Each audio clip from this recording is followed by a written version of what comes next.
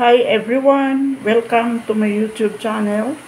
Dito sa kusina ng senior citizen na mahilig mag-experiment. Ngayong araw po ay gagawa ako ng simpleng dessert. At ito ay mabilis lamang at very cheap na ingredient. Maglagay muna ako dito ng 2 cups ng water. At maglagay ako ng condensed milk.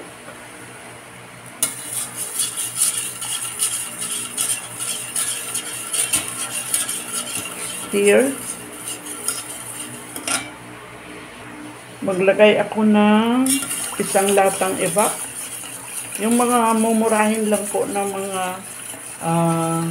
evap at saka condensed milk ang ginagamit ko dito para makatipid tayo kasi mahal naman lahat ng bilihin ngayon. Okay? Stir. At maglagay po ako nito agar-agar ang tawag nila dito sa atin, simpleng salita ay gulaman. Pwede pong transparent, pwedeng white, no, ang kulay. Stir para hindi bilog-bilog, no? Para hindi na tayo mag-strain mamaya.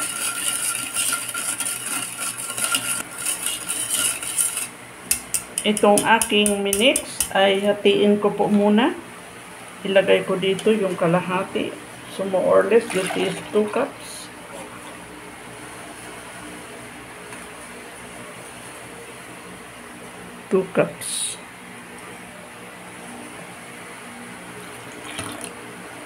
At maglagay po ako ng tinimpla kong kokwa. Ito po, kasi para sure ako na wala pong mga lump or bilog-bilog. At ito po ay ilagay ko dito sa aking mixture.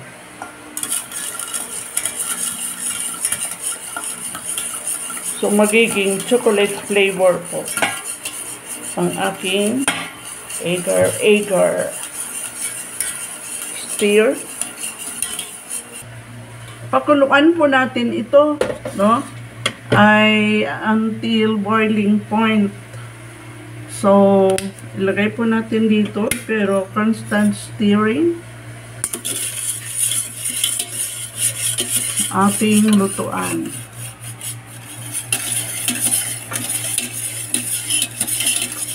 Hanggang sa kumulo.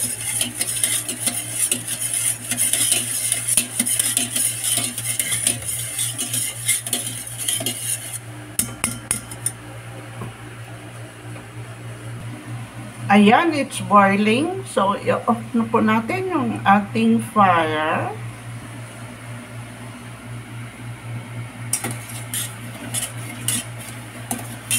At ilagay na po natin dito sa ating container, sa ating Tupperware.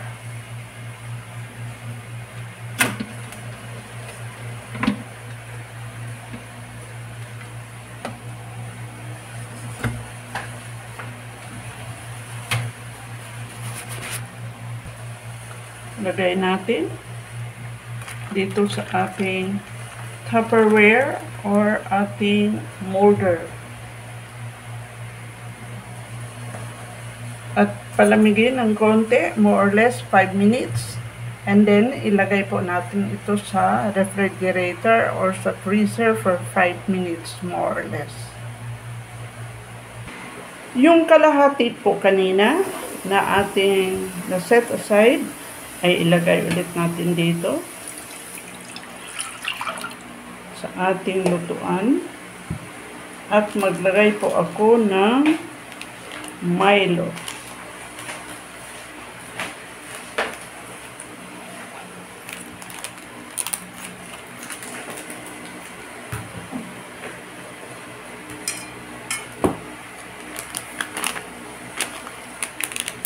Stir.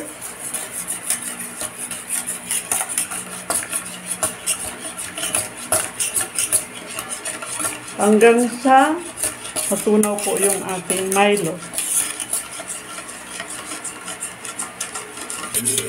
At ito ay pakuluan ulit natin. Pakuluan ulit natin kagaya nung una natin ginawa. Pero constant stirring para wala pong lump or walang magbubuo-buo, no?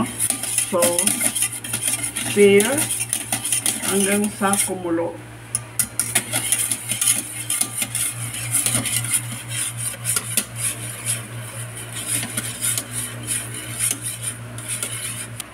Ayan, kumukulo na. So, ready na po ito. Okay na.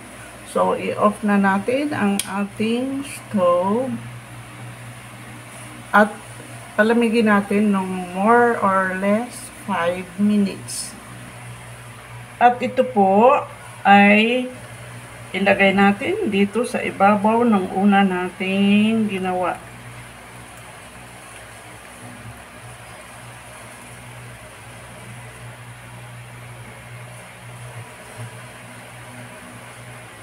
At ilagay natin ito sa freezer for around 3 hours.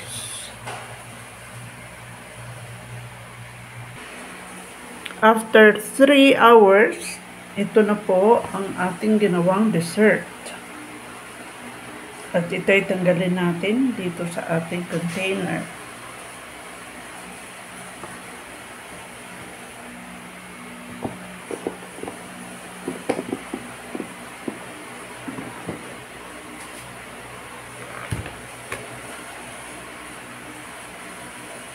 Wow!